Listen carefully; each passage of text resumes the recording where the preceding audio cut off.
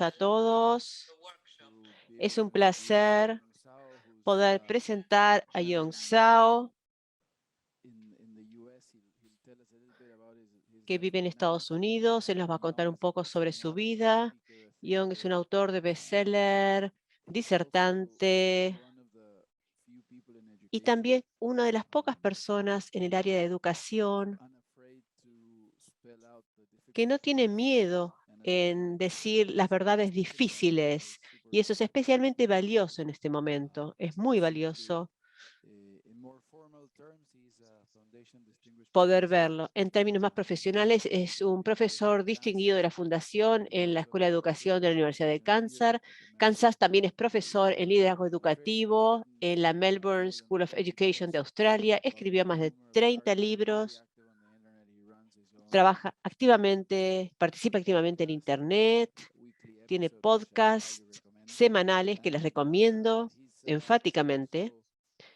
Y también es un amigo muy generoso de ISARP, participó en nuestras conferencias, así que muchas gracias, John, por estar aquí con nosotros esta mañana. Es muy temprano por allá, ¿no? Son las 8:25, 8:27. Es fantástico estar con todos ustedes de América del Sur.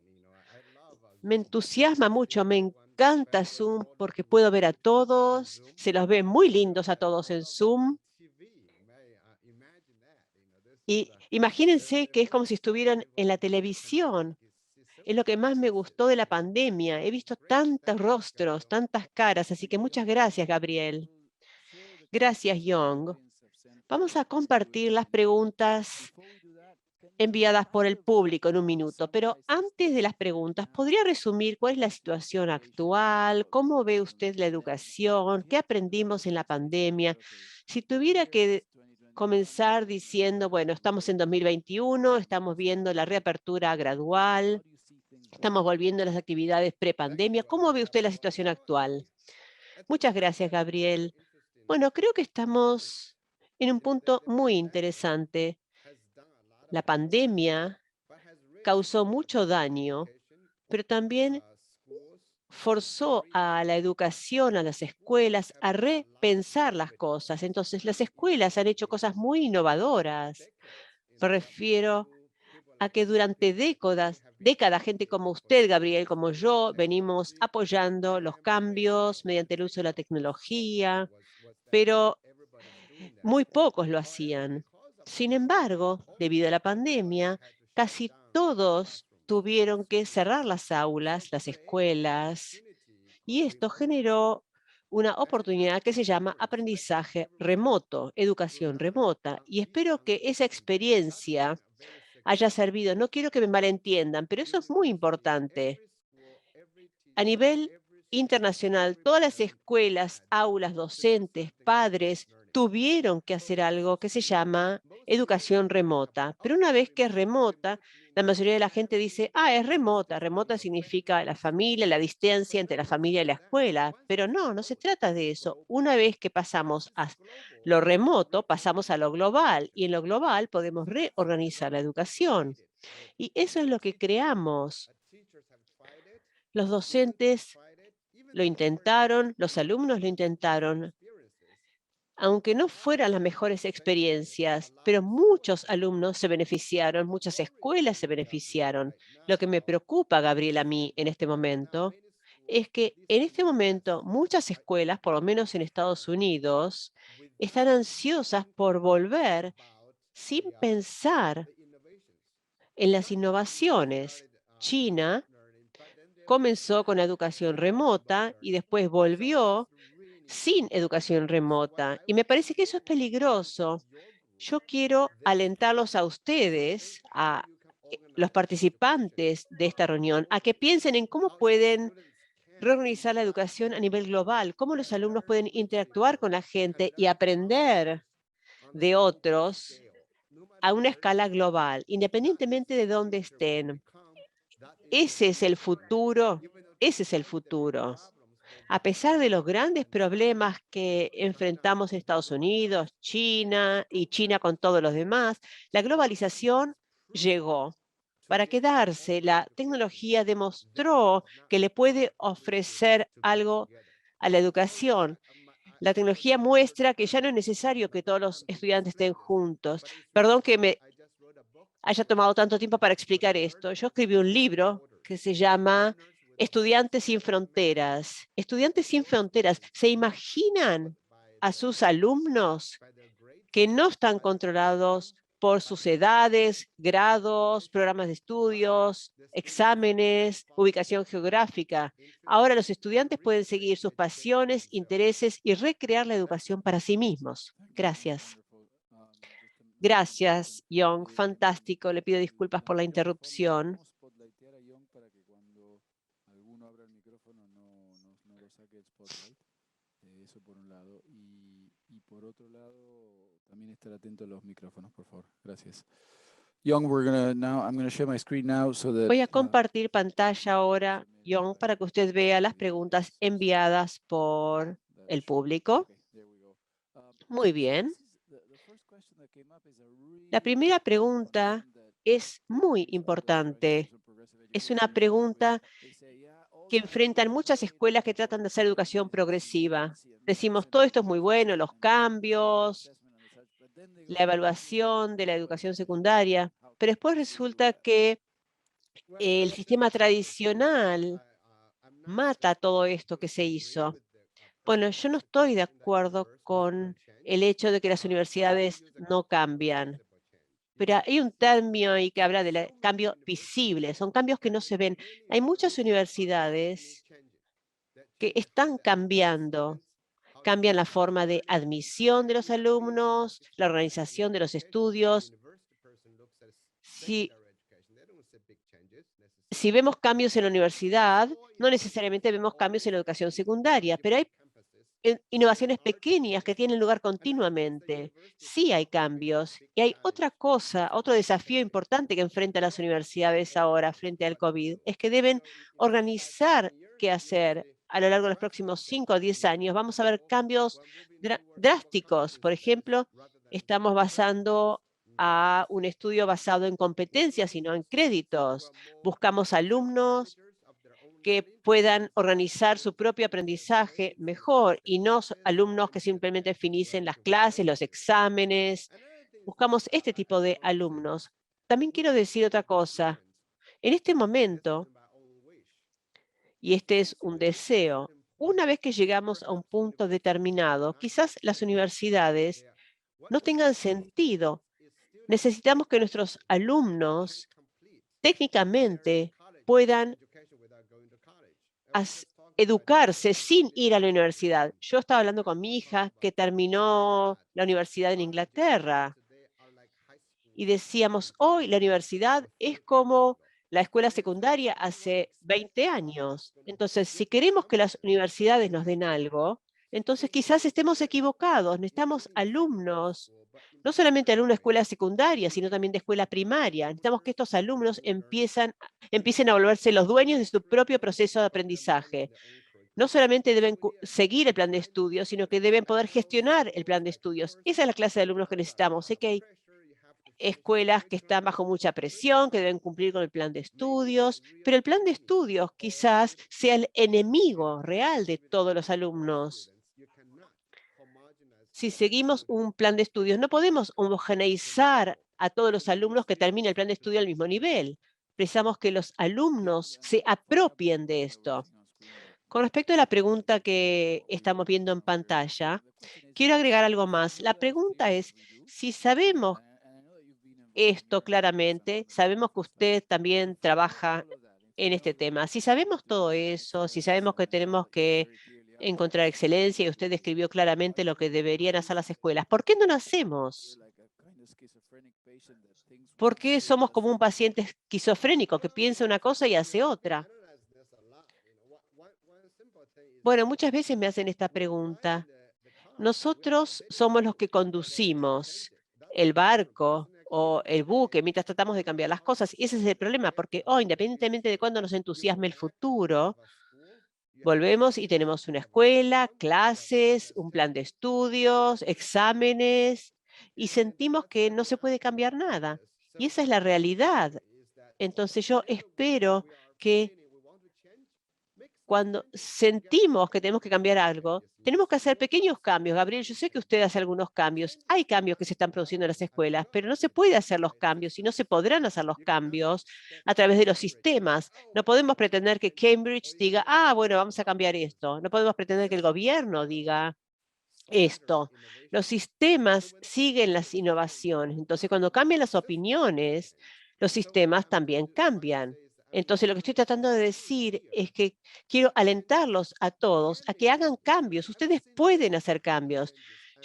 Yo he visto cambios muy pequeños que hacen que las cosas se sientan mejor, que las cosas estén mejor. Si los alumnos se apropian de esto, por ejemplo, tomen un día por semana para que los alumnos cambien.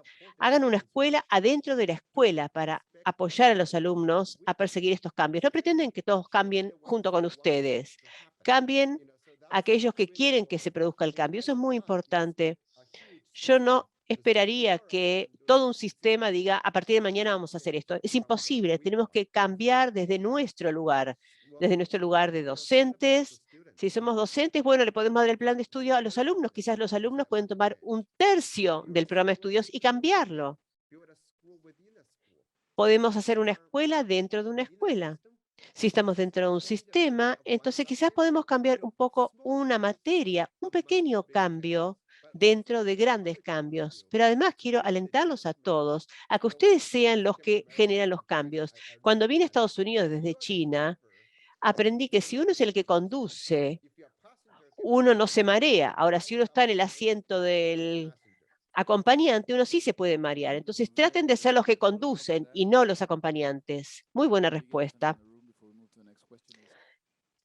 Antes de pasar a la siguiente pregunta, quiero decir lo siguiente. Supongamos que tenemos esta situación. Si supongamos, tomemos uno de los ejemplos que usted dio. ¿Qué pasa si le damos un 20, un 30% de plan de estudios a los alumnos para que lo cambien, para que elijan, para que cambien el diseño, etcétera? Para muchas personas que forman parte del sistema, incluidas nuestras comunidades, eso sería bajar los estándares. Eso sería no ser tan rigurosos como queremos ser en cuanto a cumplir con todo el programa de estudios o con todo lo que hay que cubrir. ¿Podría hablar acerca de esto? Bueno, sí. Si pensamos en Elon Musk, si él hubiera seguido los estándares tradicionales, probablemente no habría logrado cosas tan interesantes. Steve Jobs, todos estos creadores, no siguieron el programa de estudios tradicional. Ellos crean nuevos cambios, hacen avances. Entonces, en las escuelas tenemos que pensar que los alumnos no tienen que seguir la receta tradicional o el plan de estudios tradicional. Los alumnos no están siguiendo sus pasiones, sus fortalezas, y eso es malo en la educación. Y eso es precisamente lo que han estado haciendo las escuelas. Si vemos los resultados educativos de las escuelas, solo estamos viendo inmediatamente lo que el alumno aprendió. Los educadores, como educadores, tenemos que recordar, ¿qué recordamos de primer grado o de quinto grado? Seguramente nada. Pero tratamos eso con tanta seriedad y obviamente es un gran error. Hay una nota sobre un artículo que yo publiqué. ¿Cómo consideramos los resultados educativos? ¿Cómo consideramos lo que realmente es valioso? Si consideramos a los alumnos, ¿qué es lo más valioso a lo largo de la vida de los alumnos? La creatividad, la curiosidad, la autodeterminación, la independencia. Todas esas cosas no se miden y no se mencionan en las escuelas. Entonces, cuando pensamos que lo que estamos haciendo, pensamos que lo que estamos haciendo es lo mejor y sin embargo es lo peor. Un plan de estudios es algo muy peligroso. Quiero que todos piensen en esto. ¿Estamos ayudando a la gente a convertirse en mejores personas o solo estamos ayudando a dominar un cierto tema? Hay una pregunta aquí en Argentina, pero ya lo tocó ese tema. Acá hay una pregunta sobre el papel de la tecnología en la escuela.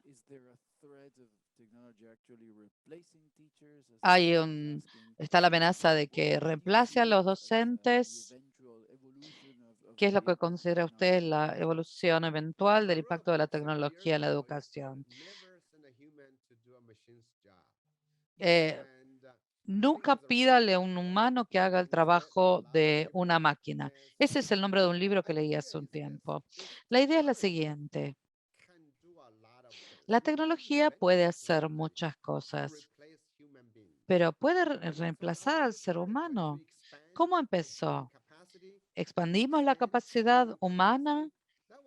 Para eso se la creó. Ese era el papel de la tecnología. Así que todos los educadores, el aula, la escuela, tiene que hacer un análisis de tareas para ver qué es lo que hace la mejor una herramienta informática y un docente humano. Hay mucha memorización, memoria básica, exploración, las excursiones de trabajo en campo. Hay cosas que las pueden hacer las máquinas, pero hay algunas cosas que no podría hacer una máquina nunca. Esa es la educación. Los docentes, espero que pasen a ser educadores humanos, no una máquina de enseñar. Durante mucho tiempo, los educadores humanos han sido tratados como máquinas de educar, o sea, para instruir. Lo que queremos es educar a la persona, ser un consultor personal para cada educando. Entonces, ¿en qué son buenos? ¿Qué les interesa? ¿Cómo podemos ayudar a crear el recurso? Y después el aprendizaje lo hace el alumno individual. Lo que necesita es el vínculo, la autonomía, el recurso para el alumno. Tenemos que cambiar nuestro papel, pero muchos de nosotros seguimos pensando que estamos trabajando de manera estándar. Eso no es lo mejor, no es humano. Lo humano quiere decir ser bueno en relaciones, alentar, brindar apoyo, identificar lo que puede hacer el alumno y aquello a lo que puede sobresalir. Gracias, Young. La pregunta de pantalla es muy pertinente. ¿Qué tenemos que llevar adelante de las cosas que aprendimos en la pandemia? Aquellas cosas que tuvimos que hacer, las innovaciones que nos vimos forzados a implementar, ¿qué es lo que tenemos que llevar hacia el futuro? En primer lugar, la idea de que el educando puede aprender sin estar físicamente juntos. No sé en Argentina o en Sudamérica, pero en Estados Unidos nieva, hay días con un clima terrible y acá también tenemos vacaciones puente de pronto. Nosotros cerramos las escuelas o hay incendios de pronto, pero no hace falta cerrar la escuela. La escuela puede seguir funcionando. Con la educación remota hemos aprendido que los educandos no necesitan estar juntos para hacerlo. Entonces, lo que sucede es que tenemos que aprender. Quizás no haga falta que los educandos vengan a la escuela 5 días a la semana. Quizás pueden estar en su comunidad, pueden interactuar en su comunidad. Están aprendiendo de todos modos a partir de diversos recursos en distintos países. Y lo tercero que tendríamos que aprender es, hay una batalla enorme de cientos de años.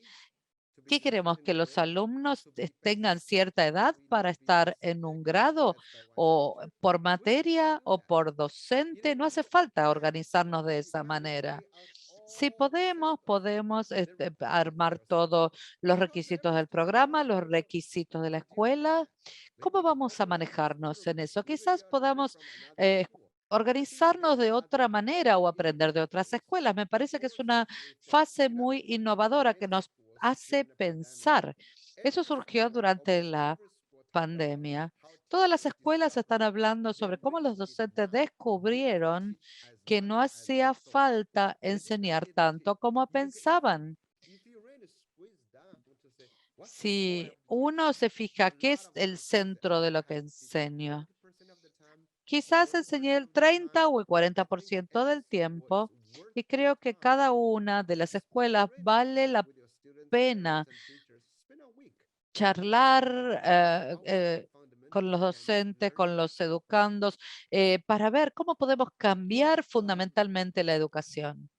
Young,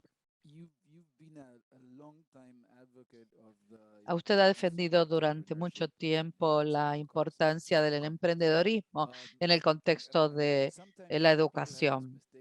A veces la gente tiene la idea equivocada de que el emprendedorismo está asociado con la rentabilidad, con las empresas que comienzan a trabajar con ser millonario a los 30 años, pero hay que explorar las raíces más profundas de lo que quiere decir ser creativo. ¿Puede comentar sobre el tema y la relevancia para la educación?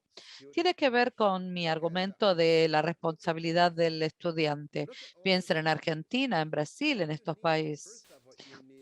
En primer lugar, necesitan ciudadanos que puedan ser activos en gobernarse. Piensen en la corrupción, en los problemas, que los ciudadanos se hagan responsables. Eso es emprendedorismo. Si tienen alguna idea, implementenla y tiene que ser ético. Fíjense en Donald Trump. Ha organizado un grupo enorme de personas en Estados Unidos y dividió el país. No sé si es verdad o hechos, pero parte de esto también implica el emprendedorismo social. Uno piensa en las donaciones a las organizaciones del tercer sector y ese tipo de cosas, pero ya no es así. Prácticamente todas las personas de fundaciones que tienen dinero quieren hacer algo con su dinero, no donan. Eso es emprendedorismo. Si uno quiere seguir un camino en lo social, uno puede ser una empresa y hacer dinero y ayudar a otros. Y también necesitamos emprendedores en la política gubernamental. Hoy en día, por la pandemia, por la competencia global, muchos de los gobiernos están reflexionando sobre sí mismos. ¿Tenemos un buen gobierno? ¿Tenemos buenas instituciones? Eso también está sucediendo mucho. Entonces, mi enfoque no es para salir a empezar una empresa. Si desean hacerlo, háganlo, sino que cada persona tenga ideas en cuanto a ser emprendedor, crear valor para los otros. Esto es un tiempo que representa un gran desafío a nivel global. Este año o los próximos 5 van a ser un lío. Y de este lío, como personas, necesitamos que los educandos se hagan responsables. Ustedes están educando a la gente, no es solo para ir a la facultad, sino para que tengan una mejor vida. Quiero compartir una frase. No van a estar listos los educandos para el futuro, pero siempre digo, eso es mentira. No podemos alistarlos para su futuro porque su futuro es creado por los educandos. No es que los terceros crean el futuro de los educandos. Los educandos tienen que hacerse responsables de ser creadores del futuro y esperamos que ese futuro sea mejor y más próspero para todos nosotros. Como decimos siempre, queremos que sean más creativos, más emprendedores, porque esa es mi jubilación. Mi jubilación se basa en que los educandos creen un mejor futuro para todos nosotros. Espero que sea así. La última pregunta antes de permitirle cerrar con un mensaje final. Algo que ha sido aspiracional para hacer las escuelas es el aprendizaje basado en los proyectos, eternamente. Esto ha pasado a ser una de las frases que movemos los ojos y decimos, ay, no, etcétera, etcétera. Es terriblemente difícil hacerlo. ¿Algún comentario de apoyo, de inspiración para aquellos de nosotros que estamos tratando de que suceda el aprendizaje en base a proyectos y que nos resulta tan difícil con nuestros educandos y con los educadores? Tenemos que ir al fondo de lo que quiere decir esto. En mi libro sobre emprendedorismo hace 10 años, analicé ¿qué quiere decir el aprendizaje basado en proyectos? En primer lugar, tenemos docentes que arman proyectos para los estudiantes. A los estudiantes no les interesa, no se involucran con los proyectos. A los educandos no les importa. No me divierte. Y después tienen proyectos auténticos. A eso lo llamo emprendedorismo, aprendizaje basado en el producto. Entonces, los educantes tienen que identificar el problema que valga la pena resolver, aquel que vale la pena resolver a través del debate, la investigación, el intercambio. Lo necesito interrumpir porque esto es crucial para todo lo que está postulando. ¿Lo van a entender la primera vez o es algo que tengo que insistir? Si uno se para frente a la clase y dice, ¿cuál es su pasión? ¿Cuál es su interés? ¿Lo van a entender o me van a mirar como, Gabriel, ese es el proceso de aprendizaje. Nuestros educandos digan, quizás sé cómo resolver el problema, pero ¿cuál vale la pena resolver? Pero a lo que voy, una de las cosas que no esperamos que el educando aprenda física del día 1, pero sí que diga cómo puede ser que no conozca sus pasiones, sus intereses, o cómo puede ser que no surja una idea maravillosa desde el principio. Es de eso de lo que estoy hablando. Siempre les digo a mis educandos lo que quiero instruirlos, el contenido. ¿A dónde les parece a ustedes se puede aplicar esto para resolver un problema? Uno siempre piensa en aplicar, siempre están resolviendo un problema para los demás, para el mundo, y uno pasa, cree como 8 pasos para este proceso, el proceso de aprendizaje a través del emprendedorismo. Uno comienza con un problema que valga la pena el tiempo que le dediquemos. No creo que los docentes dediquen tiempo suficiente a preguntarle a los educantes, identifiquen un problema. El problema puede ser local, de la familia, de la institución. Hay que debatir. El conocimiento está, pero se pregunta, ¿qué vamos a hacer con esto? Es un enfoque distinto. El aprendizaje basado de proyectos, uno quiere encontrar el correcto. Hablo mucho de esto con la gente. Hay que permitir que evolucionen. En la secundaria, muchos alumnos aprenden a ser vagos, porque hacen lo que uno le pide que haga y punto. Lo que queremos es que participen de manera activa en la gestión del proceso de aprendizaje. Podría dedicarle más tiempo a hablar a esto, pero me parece que nos estamos quedando sin tiempo. Excelente. Y el mensaje final, como digo siempre, el gran valor en interactuar con la gente como usted es que usted nos da permiso. Usted nos permite hacer cosas que de otra manera el sistema no favorece, no facilita.